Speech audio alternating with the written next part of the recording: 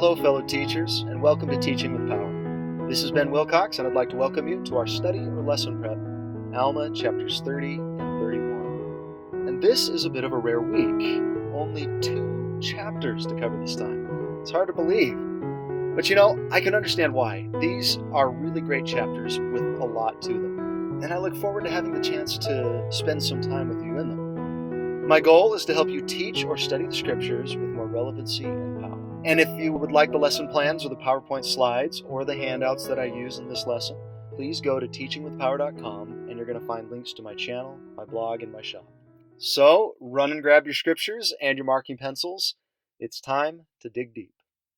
Now, I'm sure that you can all guess that I love YouTube. And one of the things that I particularly like about it is its ability to share how-to information. I love how-to videos. I can't tell you how many times that I've needed to repair something, figure something out, or I just wanted to learn something new. And YouTube came through for me and gave me the help and instruction that I needed. Well, I did some research and I found a list of the top how-to searches on Google. These are the things that people most want to know how to do.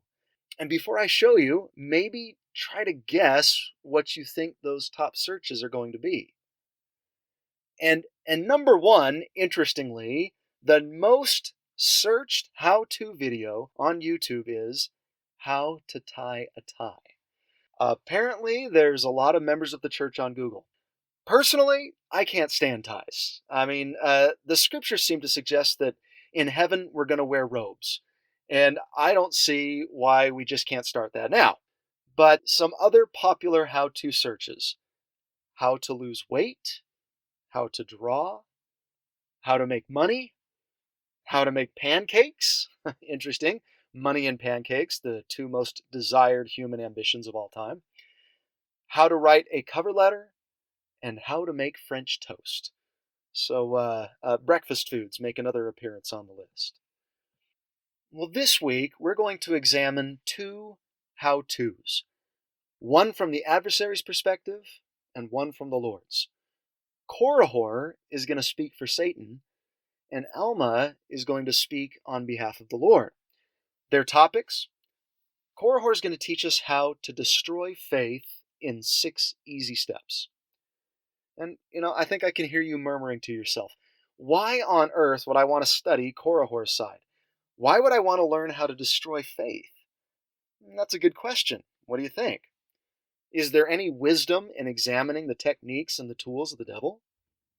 I think so. The more we understand how he works, the less likely we are to be deceived by him. And one of the most eye-opening books I've ever read is C.S. Lewis's The Screwtape Letters, where the entire book is told from the perspective of a senior devil who is training an apprentice devil how to tempt people. And in a unique and entertaining way, that book has helped me to avoid and fight back against temptation and to know what to expect. It's really good to understand our enemies and how they work. And from the Lord's side, Alma is going to teach us how to defend our faith in 6 easy steps. Both how-tos are going to provide us with insight and strength. So let's start with Korihor so that we can end on a more positive note. After a period of peace among the Nephites, one day a man named Korihor comes walking into Zarahemla, and the Book of Mormon labels him as an Antichrist. Now, we discussed that term back in Jacob chapter 7 when we were introduced to a man named Sherem, the first Antichrist of the Book of Mormon. And the term Antichrist isn't always a very helpful one because it sounds so diabolical, so evil, that most people have trouble relating to it. It just conjures up images of cult leaders or devil worship or the criminally insane. I like a different term to describe these people: faith shakers. That's how Jacob described Sherem. He said that Sherem sought to shake him from the faith. And if you asked your class how many of them had ever met an Antichrist, you probably wouldn't get many hands. But if you asked them if they had ever met a faith shaker or had a faith-shaking experience, I believe that almost every hand would go up. And really, That's basically what an antichrist is. Somebody who seeks to draw your faith away from Christ. And Korihor is an expert faith shaker. But fortunately, Alma is a master at dealing with faith shakers.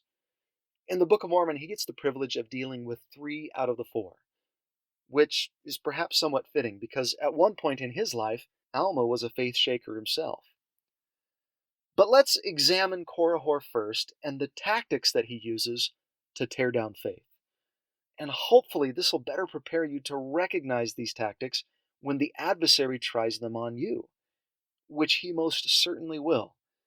It's very possible that you're going to run up against actual individuals who will try these things on you. Or, more often than not, these tactics will likely be used directly by the adversary within your own minds and hearts. So let's be prepared for them. And what I'll do is highlight the phrases that I feel demonstrate the tactic that Korihor is using, and then you ponder how you would label that tactic. So here we go. So first, look at the following phrases and see if you recognize a pattern here. Look how many times that Korihor uses the word foolish. He talks about a foolish and a vain hope, foolish things, foolish traditions, foolish ordinances. And then in verse 14, he talks about these things which ye call prophecies. And you can just hear the sarcasm in his voice, don't you? In verse 16, he says that their beliefs are the effect of a frenzied mind. And this derangement of your minds comes because of the traditions of your fathers, which lead you away into a belief of things which are not so. And nowadays we refer to this as brainwashing.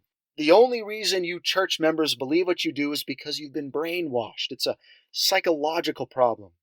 There's something wrong with your brains that makes you believe in these things, which honestly really isn't much of an argument. It's just a lazy way of dismissing the beliefs and opinions of others. You could say the same thing about anybody in any religion or non-religion or political persuasion. Oh, the only reason you believe that is because you've been brainwashed. It's because of your background or the way that you were raised. In verse 28, he mentions dreams and whims and their visions and their pretended mysteries. And then in verse 31, he uses the word silly to describe the things that they believe. So what's the tactic being used here? Step 1 in destroying people's faith is to mock them. This is one of the most effective and popular means a faith shaker uses to tear down faith. You can make anyone or anything look silly, no matter how sacred or true, just by the way that you talk about it. Usually, reasonable, rational, and respectful conversation just doesn't cut it when you're trying to destroy faith. Some of the most popular faith shakers of our day also happen to be really funny people. They're very talented comedians as well as being really smart. The guys who wrote the Book of Mormon musical or Bill Maher comes to mind. Strongly anti-faith individuals, but very skilled entertainers. Remember the Great and Spacious Building. What was their activity of choice? Mocking the people under the tree. They apparently didn't have anything better to do than to point their fingers at the believers. Step number 2. There's something that Korihor brings up over and over again in his railings. See if you can figure it out by looking at what's marked here. He constantly harps on the traditions of their fathers, the foolish traditions of their fathers. And in verse 23, he speaks about performances laid down by ancient priests. And in verse 24, he talks about ancient prophecies. Step number 2 in destroying faith is to outdate them. Faith shakers love to appear progressive, modern, and new. They deride the past and try to make time-honored truths and foundational principles look old-fashioned, backwater, and obsolete. Maybe they mock church leadership who are typically older individuals, and they may say things like, "How can you let your life be run by a bunch of old men in Salt Lake? They don't understand you. They don't understand contemporary issues. They're old and aren't with the times. My favorite response to that accusation? Jeffrey R. Holland in the October 2006 General Conference. As the least of those who have been sustained by you to witness the guidance of this church firsthand, I say with all the fervor of my soul that never in my personal or professional life have I ever associated with any group who are so in touch, who know so profoundly the issues facing us, who look so deeply into the old, stay so open to the new, and weigh so carefully, thoughtfully, and prayerfully everything in between. I testify that the grasp this body of men and women have of moral and societal issues exceeds that of any think tank or brain trust of comparable endeavor of which I know anywhere on the earth. I bear personal witness of how thoroughly good they are, of how hard they work, and how humbly they live. It is no trivial matter for this church to declare to the world prophecy, seership, and revelation, but we do declare.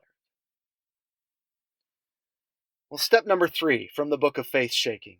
Take a look at the following phrases. In verse 13, he talks about them being bound down.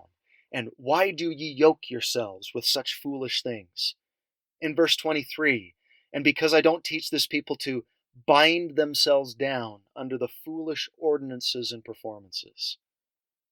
Verse 24, ye say that this people is a free people. Behold, I say they are in bondage. Verse 27, and thus ye lead away this people after the foolish traditions of your fathers, and according to your own desires, and ye keep them down, even as it were in bondage, that ye may glut yourselves with the labors of their hands, that they durst not look up with boldness, and that they durst not enjoy their rights and privileges. The tactic here, make their obedience seem like bondage.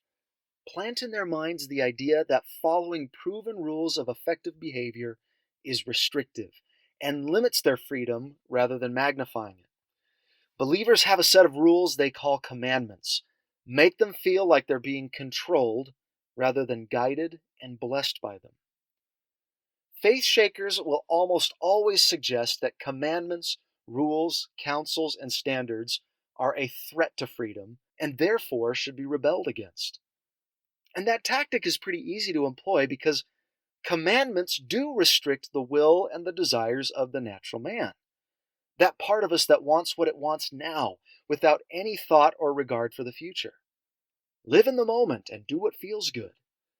So it's pretty easy to make commandments seem restricting. However, the restriction in the short term produces the greater freedom in the long. The restriction of the appetite now leads to freedom from health problems and addictions in the future.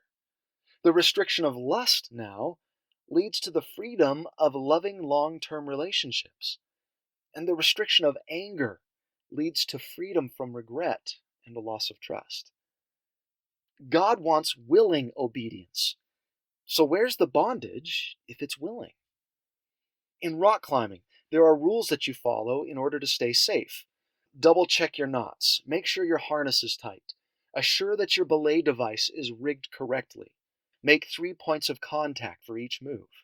I would call these commandments of rock climbing. Do I feel bound by them? Controlled by them? I can't enjoy the experience of climbing because I have to follow them? No, I follow them willingly. They keep me safe. If I choose not to follow them, I could fall, I could get hurt, I could die. Same thing spiritually. There are rules to navigating mortality successfully and safely. We could ignore them, but we do so at our own peril. Step number 4. Korihor tells them that these commandments are, in verse 23, laid down by ancient priests to usurp power and authority over them, to keep them in ignorance, that they may not lift up their heads, but be brought down according to thy words. Verse 27, thus ye lead away this people after the foolish traditions of your fathers, and according to your own desires. Verse 28, they durst not make use of that which is their own, lest they should offend their priests, who do yoke them according to their desires. And in verse 31, he did revile against the priests and teachers, accusing them of leading away the people after the silly traditions of their fathers. Notice the tactic here? I call this inventing a power struggle. The adversary knows that believers inevitably have leaders, parents, and teachers that will endeavor to teach them the commandments and encourage them to live and follow them. Satan tries to convince them that these people are motivated by a desire to control rather than to help. And as a parent, I have rules and expectations for my children. Is my motivation the desire to control them? Am I drunk with power? Do I get some kind of pleasure in exercising my authority over them? No. I suppose that it's possible that somebody might, but it really doesn't take into account all the sacrifices a parent makes for their child, all their efforts to support and love and help them. Do parents really give all of that so that they can revel in telling their kids what to do? And the same with church leaders. I just don't see the great motivation for church leaders to try and control us. What benefit does that bring them? Local church leaders sacrifice an incredible amount of time serving in their callings and receive no financial gain from it. Global church leaders are given a living allowance, but in return work incredibly hard during the years where most people their age are enjoying rest and retirement. Many of them gave up highly lucrative careers in order to serve in the church. And on top of that, when you hear them speak in conference, do you get the sense that they're trying to control you? That they have some ulterior motive? I guess you have to decide that for yourself, and I can only speak for me, but I just don't see it. Their sincerity, their love, their commitment to their faith is evident in the way that they speak and the spirit that they bring. Step number 5. I would point to 2 specific verses here, 27 and 31. And here, Korihor suggests that Alma teaches the gospel so that he can glut himself on the labors of the people. He's accusing Alma of teaching for money. And this, of course, is an outright lie. Many of the other things that Korihor is teaching, we could say, are his opinion. But this statement is a little different. It's a bold-faced lie. The tactic here that faith shakers use is to subtly, at the right moment, slip in a lie. But they have to be very careful to also cushion it with half-truths and exaggerations so that it'll be less detectable. My experience with anti-church literature seems to follow that pattern. Usually their arguments begin with a statement of truth, albeit presented in the worst possible light. I mean, honestly, you can make anything look bad just in the way that you talk about it. I can make Disneyland seem like a terrible place just in the words and the tone that I use to talk about it. But often, under the half-truths and the hyperbole, faith shakers will slip in outright lies, something that's simply not true. And those less informed in the gospel, or whose testimonies are more vulnerable because of inexperience, can't always detect them. Satan is referred to as the father of lies, and he's an expert in employing them. And finally, step number 6. Take a look at the following verses. In verse 13, no man can know of anything which is to come. Verse 15, you cannot know of things which ye do not see. In verse 17, there could be no atonement made for the sins of men. And also, every man fared in this life according to the management of the creature. Therefore, every man prospered according to his genius, and that every man conquered according to his strength. And then also in verse 17, whatsoever a man did was no crime. At the end of verse 18, when a man was dead, that was the end thereof. And then verse 26, ye do not know that there shall be a Christ. And then finally in verse 28, he talks about God, a being who never has been seen or known, who never was nor ever will be. What's the tactic? Undercut their doctrine. blatantly and directly challenge their beliefs. I call these statements of Korihor's the Articles of No Faith. And because it's difficult for the enemies of the gospel to criticize or attack our actions or our morals, who can argue against honesty, sacrifice, family, and service? What do they usually go after then? Our doctrine, the things we believe about God and our eternal destiny. So Korihor, one by one, denies that these things are real. His opening salvo is that you cannot know of things which you do not see. And this continues to be the major criticism people of faith first hear in our post-scientific revolution world. Something can only be true if it's observable. And what those critics fail to recognize is that is exactly what faith is. It's believing things that aren't seen. We believe that there's another way of discovering truth. Now, we don't deny the fact that empirical evidence and scientific observation is a way to obtain truth. It is. We can accept that. But we also believe that we can discover truth through revelation from a loving God by the power of His Spirit. This is not observable in the way of the world. So when they attack us for not being able to provide empirical evidence for the existence of God or the Spirit or heaven or an afterlife, we say, you're right, we can't. And we make no claim that we can. This is the basis of faith. You're condemning us for something that we're not claiming. The language of faith is not the same as the language of science, and was never intended to be. He says that there's no atonement. Each of the antichrists in the Book of Mormon have a little bit of a different approach to salvation. The believer says that we're saved by the grace and mercy of Christ. But Sherem says that we're saved by our works, or in his case, the law of Moses. Nahor says that everybody's saved. Korihor says, saved from what? There's nothing to be saved from. When we die, that's it. And then Zoram says, we're saved and you're not. So to Satan, it doesn't really matter what false doctrine you prescribe to, as long as it is anti-Christ. If he can't get you with one false philosophy, another will do just as well, as long as it draws you away from the Savior. I can think of examples of every single one of these philosophies in the world today. Some secular, some religious. And each are effective in their own way with their own specific audiences. And I find his article of no faith in verse 18 interesting as well. He says that every man fared in this life according to the management of the creature. Therefore, every man prospered according to his genius, and that every man conquered according to his strength.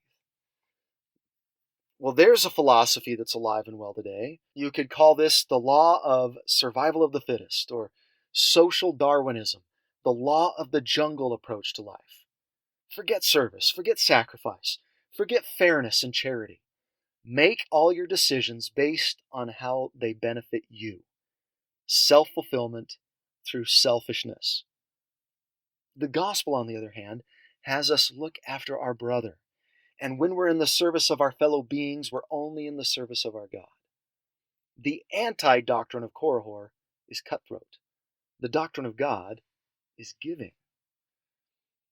So, have you ever had any experience with any of these tactics? Has the adversary tried them on you? Have you seen them work? Hopefully, by reading this story, we've exposed some of the adversary's diabolical designs.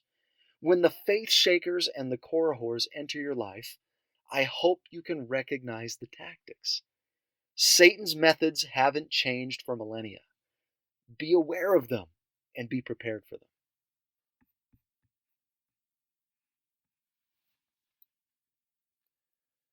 Now let's turn to Alma. Let's flip things around for a bit, and we're going to watch a master at work as he dismantles Korihor's arguments against faith. And let's label these how to defend your faith in 6 easy steps. And the first step actually doesn't come from Alma, but from the people of Ammon, or the anti-Nephi Lehi's. And it's in verses 20 and 21. Look at how they respond to Korihor's attacks on their faith. But behold, they were more wise than many of the Nephites, for they took him and bound him and carried him before Ammon, who was a high priest over that people. And it came to pass that he caused that he should be carried out of the land. And he came over into the land of Gideon, and began to preach unto them also. And here he did not have much success, for he was taken and bound and carried before the high priest, and also the chief judge over the land. Maybe one of the best ways to deal with a faith shaker is to just walk away. We don't have to seek out or even put up with blatant attacks on what we believe. Now, if somebody has a legitimate question or curiosity or doubt, there's no reason to run away from it, and I believe there are times to stand up for what we believe against them. But when you can tell that their principal motive is to just tear down what we believe, why entertain it? Why go seeking it out? Maybe it would be more wise for us to cast it out or just walk away. We don't need to feel obligated to answer every accusation that is hurled at us. As a full-time missionary, if I ever sensed that somebody was just hoping to argue with me, to put down my beliefs, or to try and shake my faith, I'd simply say that our purpose as missionaries wasn't to argue about religion, and I'd hand them an invitation card with the address of the church and invite them to come and worship with us sometime. And I found that to be a very effective way of dealing with some of those that were hostile to the church.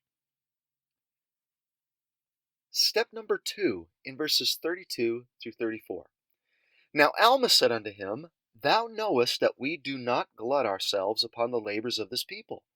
For behold, I have labored even from the commencement of the reign of the judges until now, with mine own hands for my support, notwithstanding my many travels round about the land to declare the word of God unto my people. And notwithstanding the many labors which I have performed in the church, I have never received so much as even one senine for my labor. Neither has any of my brethren, save it were in the judgment seat. And then we have received only according to law for our time. And now, if we do not receive anything for our labors in the church, what doth it profit us to labor in the church, save it were to declare the truth, that we may have rejoicings in the joy of our brethren? What's Alma doing here? He's correcting Korihor's lie with the truth. We should be ready and able to do the same. Don't let them get away with the lies. Of course, in order to correct them with the truth, we need to know the truth ourselves first. And hopefully we've prepared ourselves with study, pondering, and prayer in order to be able to do so. So step number 2 is to correct lies with the truth. Step number 3 in verse 35. Then why sayest thou that we preach unto this people to get gain, when thou of thyself knowest that we receive no gain? And now believest thou that we deceive this people, that causes such joy in their hearts? I love this one. Korihor is suggesting that the people are miserable, that they're being controlled by these leaders and are bound down and living lives of quiet desperation and drudgery. And Alma's like, what are you talking about? Look around you. These people are happy. Why are you trying to steal their joy? The step here is to not let faith shakers manipulate you. Faith shakers are often going to try to tell you how you feel about something. Oh, you can't do anything. Your church runs your life. I can't believe your church asked you to pay 10% of your income. How hard is that? On and on and on. They want to dictate how you feel about things. But don't stand for it. Correct them. Actually, I love my faith. I love my church. My faith brings me joy. I'm grateful to have the restored gospel in my life. I'm grateful for the guidance of commandments and the inspiring words and counsels of living prophets. Don't let them tell you how you feel. You decide how you feel and express it with boldness. Step number 4. What do you see Alma doing here in verse 39? Now Alma said unto him, Will ye deny again that there is a God? and also deny the Christ. For behold, I say unto you, I know there is a God, and also that Christ shall come. The step, bear testimony. Alma answers with pure testimony. Sometimes the best defense is a good offense. Counteract their unfaith with real faith.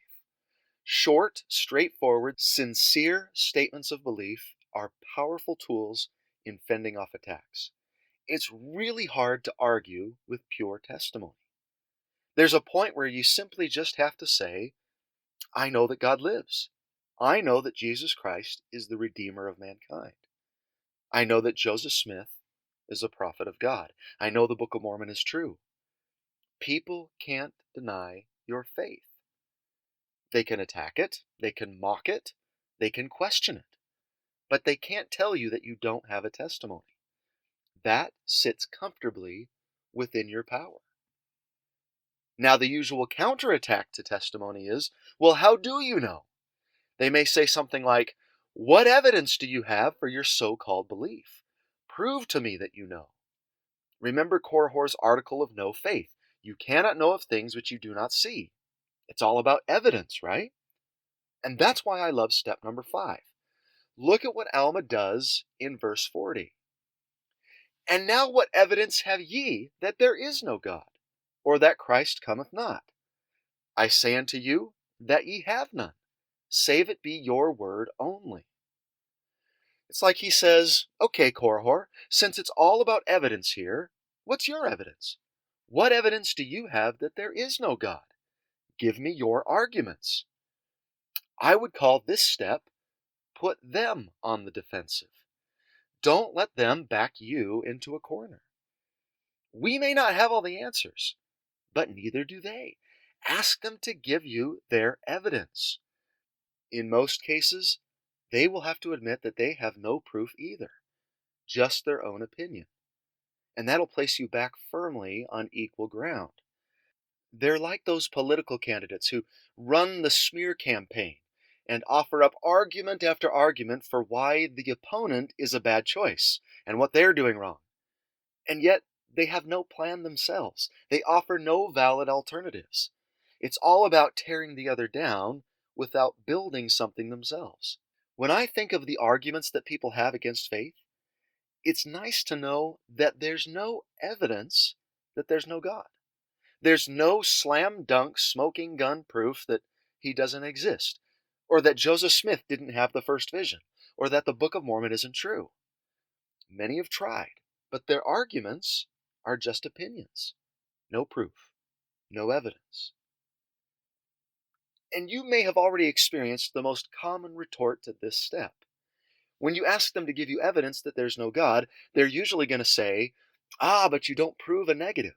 The burden of proof lies with the one that's asserting the existence of something. If you tell me there's a Santa Claus, then you need to prove to me he exists, rather than me prove to you that he doesn't. And they always think they're so clever. Again, let's go to Alma for some help. Alma says, Korihor, I do have evidence. Let me tell you where my faith comes from. My testimony is based upon more than just opinion. Look at what he says in verse 41. But behold, I have all things as a testimony that these things are true. And ye also have all things as a testimony unto you that they are true. I would call this final step for defending our faith, know why you know, or build a pyramid of faith. Alma knows where his testimony comes from. His faith is solid. I love the analogy that my father uses to describe this kind of faith. He calls it having a testimony pyramid. A pyramid is one of the most stable structures that you can build. There's a reason the pyramids of Egypt are still standing after thousands and thousands of years. Sometimes, to help my students understand just how old the pyramids are, I ask them if they know who Abraham was and where his story is found in the Scriptures. And the Abraham story happens in Genesis, the very first book of the Bible. And in that story, Abraham visits Egypt. And when he did, the pyramids were ancient to him. That's how old they are. We also find pyramids in Asia and in Mesoamerica, and they still stand. Pyramids are a solid structure, and we want a testimony just like that. So at the top of our testimony pyramid, we put the words, I know. That's the tip of our faith. But what is our I know founded on? What supports our I know? And for the longest time, I thought it was feelings and emotions. I know the church is true because I feel it. But feelings aren't always the most stable of things. And I'm not discounting the importance of feelings in testimony. We know that the Spirit does communicate through our hearts and the way that we feel. But faith is built on so much more. I love to go to Hebrews 11:1 for the answer. It's my favorite definition of faith anywhere, where Paul says, faith is the substance of things hoped for, the evidence of things not seen. I love those words. Faith is based on substance and evidence. And in the footnote, Joseph Smith adds the word assurance. So our testimonies are based on feelings, but also substance, evidence, and assurance. What is the substance, the evidence, the assurance? Alma is going to give us the bottom level of our pyramid. And this verse is just phenomenal. Verse 44. But Alma said unto him, Thou hast had signs enough. Will ye tempt your God? Will ye say, Show unto me a sign? When ye have the testimony of all these thy brethren. This is substance and evidence number one, and I'd call this evidence experience. We believe because we and others have had actual experiences with divine things. I bet you anything that I could poll this audience right now and ask, how many of you have ever had some kind of an experience with God? An answer to a prayer, a miracle, an outpouring of the Spirit. And I bet you that every single one of you could share something of that nature, and probably even multiple experiences. Well, we could compile all of those experiences into a book, and it would be huge, as large as a set of encyclopedias, and just slam that down in front of the skeptic and say, substance, evidence, the collective real-life experiences of so many people.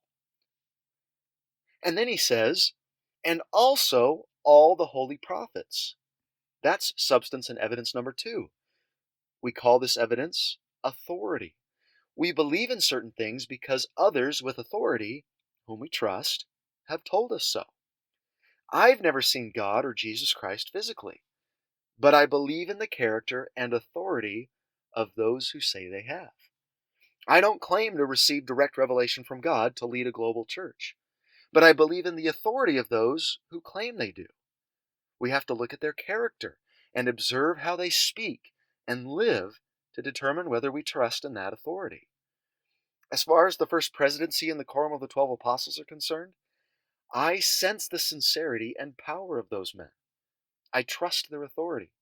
If anybody were to know if the church wasn't true, that this was all a farce, it would have to be them, wouldn't it?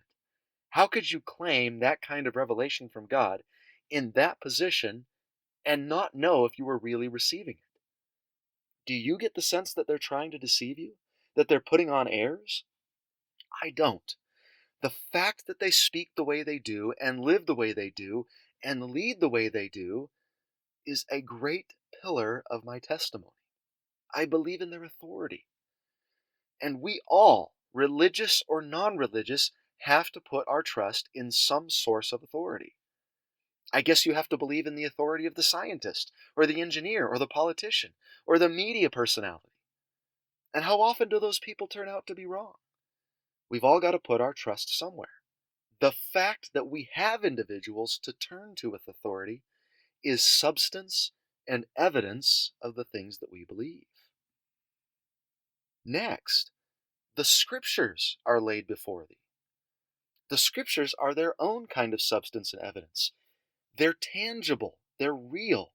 You can't explain away their existence. The Bible exists. The Book of Mormon exists. And you have to account for that existence somehow. And what are the Scriptures filled with? Authority and experience. They're like a combination of the first two.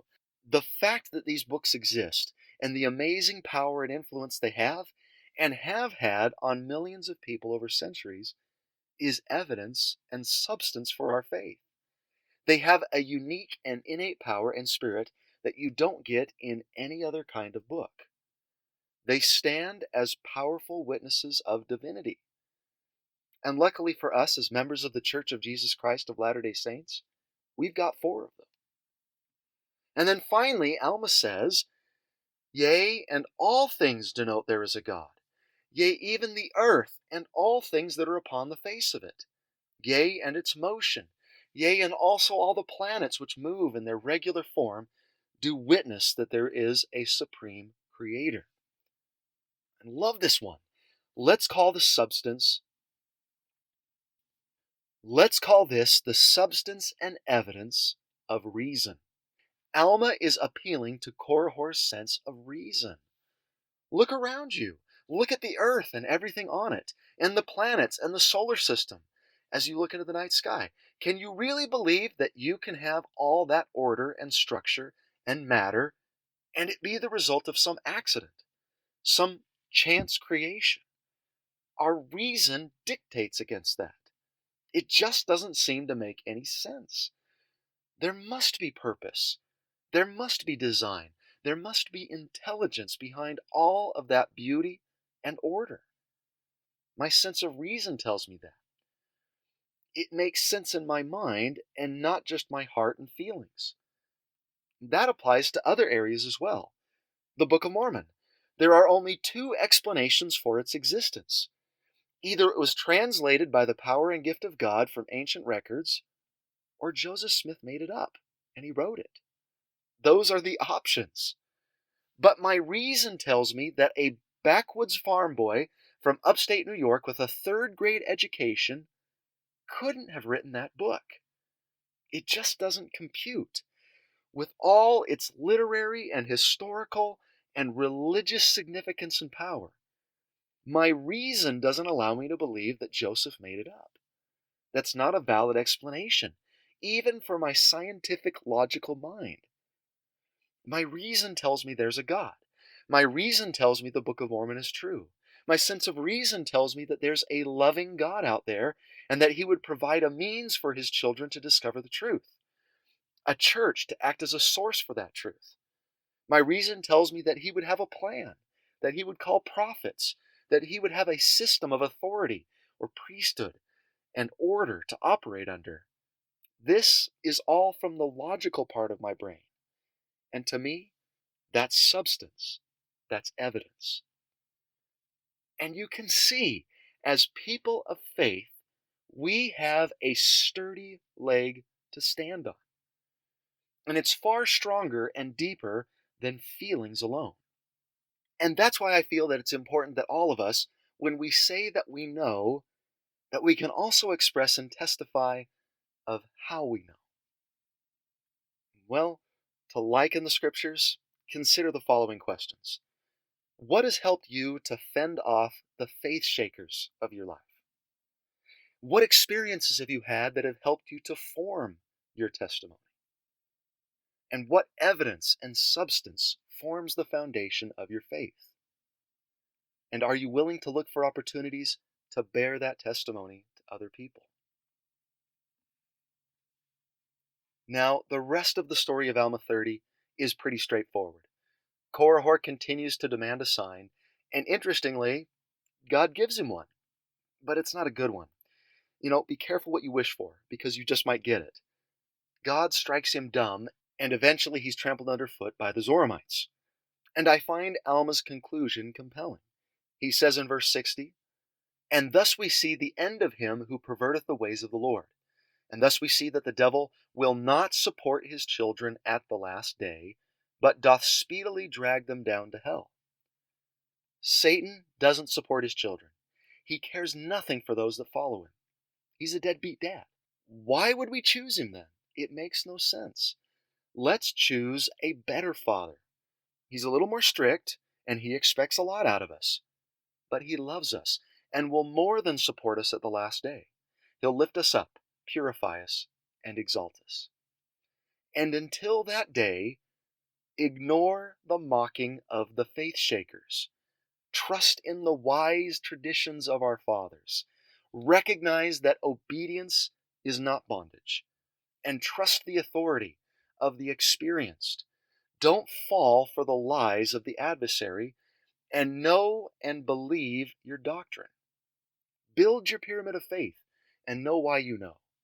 Then the corridors of our lives can come, and we will be able to stand firm against them, like the pyramids against the sands of time. Well, we spent a lot of time on Alma 30, and it's such an amazing chapter. But I would like to point out a few things from Alma 31. And as an icebreaker, I might begin with this little activity. Display the following prayer and ask your class to identify what might be inappropriate about it. And in a classroom, this activity usually produces a fair amount of discussion. And I'm not going to go into all the reasons why this prayer is inappropriate, because I imagine it's fairly apparent. But I found it to be a good way to start this particular lesson. And we're going to look at another prayer that Alma identified as having some problems. The Zoramite prayer. The Zoramites were a group of apostate Nephites who identified themselves as religious people. And I think an effective way of approaching this lesson is to compare the Zoramite prayer and the way it was performed with Alma's prayer, noting the differences between the two and determining which we feel is the better and more effective way of communicating with our Father in heaven. Here are a few of the things that stand out to me. I like to compare verse 14 with verse 26. The Zoramites prayed towards heaven, while Alma prayed to heaven. Interesting choice of words there. Perhaps that suggests that the Zoramite prayer was merely offered in the direction of heaven, but lacked an actual destination. It was only prayed towards it. And that seems to make sense considering the fact that I don't feel the Zoramites really intended their prayer to be heard by deity anyway. They're really worshiping themselves rather than God. They're praying to be heard of men. On the other hand, Alma's prayer actually obtains its destination. It proceeded to heaven as opposed to just towards. And we know that it reaches its intended objective because his prayer is answered. Verse 36 tells us that they were filled with the Spirit, and 38 tells us that the Lord provided for them. Another difference, you see pride all over the Zoramite prayer. We believe that thou hast separated us from our brethren. We believe thou hast elected us to be thy holy children. Thou hast elected us that we shall be saved, whilst all around us are elected to be cast by thy wrath down to hell. We thank thee, O God, that we are a chosen and a holy people. On the other hand, look at Alma's attitude. True, he does point out what he feels they're doing wrong in his prayer, but this really isn't done out of a spirit of condemnation. In verse 35 he says, Behold, O Lord, their souls are precious, and many of them are our brethren. Therefore give unto us, O Lord, power and wisdom, that we may bring these, our brethren, again unto thee. Alma recognizes the worth of the Zoramite souls, as misguided as they are, and prays that he'll have an ability to turn them from their self-worship to real worship. In verse 20, we learn that the Zoramites said this exact same prayer every week. Their prayer gives new meaning to the phrase, vain repetitions. The Zoramites were really vain in their repeated prayers. But in Alma's prayer, you sense the sincerity. It's not a memorized script. It's a conversation with God, dealing specifically with the matter at hand. Prayer is not intended to be rote, but real. We are speaking or having a conversation with an actual being with immeasurable power. And he listens. In verse 23, we find that they never spoke again of their God except this one time a week performance. Alma, on the other hand, continues in prayer and supplication to God daily, as verse 10 suggests. And there's more differences, but that'll suffice for now. I think the bigger issue at stake here is what the Zoramite prayers reveal about their character. Their prayers are an indicator of a deeper, more fundamental problem, a symptom of a more deep-seated disease. They're a perfect illustration of a tactic that I feel the adversary uses to bring down religious people. Where Korihor mounts a secular assault on truth, the Zoramites exemplify a religious one. They are a quote-unquote religious people. They have synagogues, they say prayers, they gather together once a week, they worship. So what's the problem? The problem is that they are hyper-focused on the ceremonial or outer performances of religion. All churches have ritual or ceremonial type practices, including ours. But Satan has a way of taking everything good and twisting them for his purposes. So how could Satan take something like church worship, prayer, scripture study, or even temple attendance and make them work for him? He tempts us to treat these things as ends in and of themselves rather than a means to an end. Of course they're good things, but if they're not turning us into beings more like God, then we've missed the point. Religion is more about becoming than it is about believing or even doing. The adversary wants us to over-formalize the religious practices and use them as a measuring stick with which to compare ourselves to and then condemn others. That's what's happened with the Zoramites. They've used their worship as a means to lift themselves up, literally on the Rameumptom, above their brethren. And we've got to be careful not to fall into the same trap. We need to be careful to not get to the point where reading a certain amount of the scriptures a day becomes more important than applying their lessons into our daily actions. Where going to church becomes more important than serving and developing charity. Where saying our prayers becomes more important than connecting personally with deity. Granted, it's easier to follow the formal elements of religion than it is to actually forgive people, or selflessly serve others, or develop faith, or live our religion. The Zoramites simply perform a weekly ritual, but find themselves no closer to God in the practice. I hope that we can heed the warning of the Zoramite trap here. Rather than judge others, we can view their souls as precious. Rather than check off the boxes of religious practice, we can perform these things with meaning and intention. Rather than just doing churchy stuff, we can become beings like God and Jesus Christ. Alma shows us the heart and soul of worship. I like the origin of the word religion. To religar something means to reconnect. Religion is about reconnecting with God, with the divine, and our fellow man. Where the Zoramites are separating themselves from their brethren and are only praying towards heaven, Alma truly connects with heaven. And it's my prayer that our religious practices will reconnect us with heaven and each other rather than drive us apart.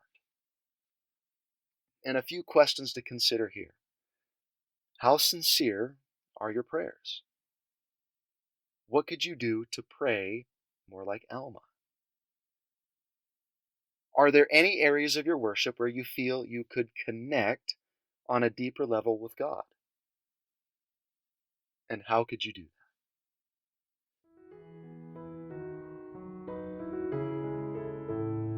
And with those questions, we'll conclude. I hope you enjoyed the message this week. And if you did, I encourage you to share it with somebody that you feel it could help. I'm so grateful for the opportunity I have to share my love of the Scriptures with you each week. And I hope that you'll join me next time. Thank you so much for watching. And as always, get out there and teach with power.